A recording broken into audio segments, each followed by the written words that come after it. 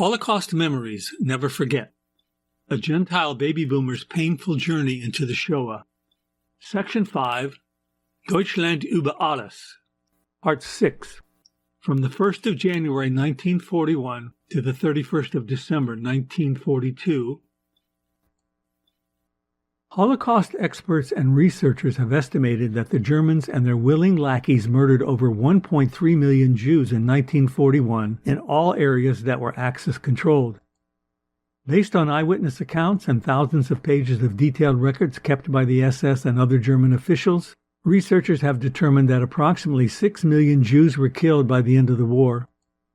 Within that number, they also believe that up to 1 million Jews may have been killed by these anti-Semitic ethnic militia groups. Here are other Holocaust-related events that took place in 1941.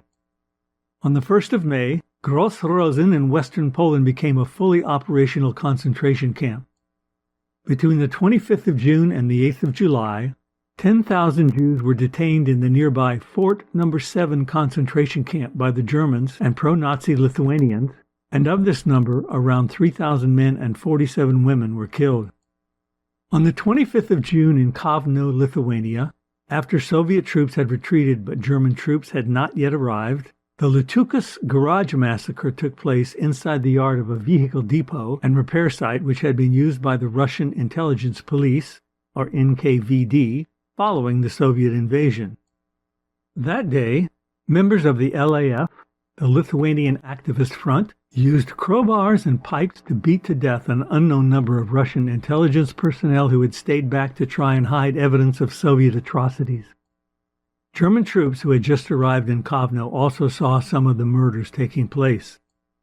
Although some believe that the massacre took place on the 27th of June, Colonel Bischofshausen of the Wehrmacht and Army photographer Wilhelm Gunzilius wrote statements that it occurred on the 25th of June 1941.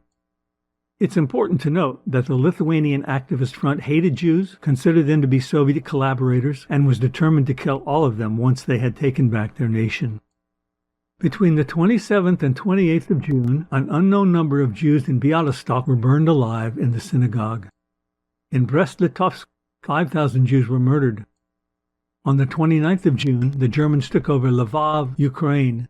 A day later, the Lvov massacre started, during which German troops, local Poles, and Ukrainians of all ages and sexes began freely attacking and killing Jews throughout the city.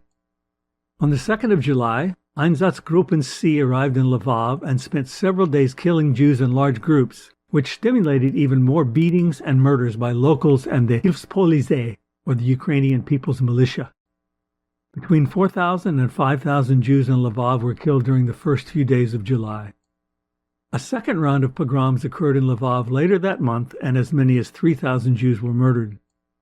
Between the 29th of June and the 6th of July in Romania, a nation which was an active German ally, the Iasi or Jassy pogrom took place after Jews were accused of collaborating with the Soviets, and up to 13,000 Romanian Jews were killed.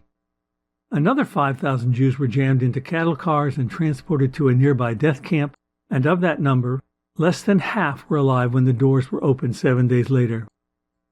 On the 15th of August, around 30,000 Jews were sealed up in the Kovno ghetto, and 2 months later the Germans and Lithuanian militia killed 9,000 of them.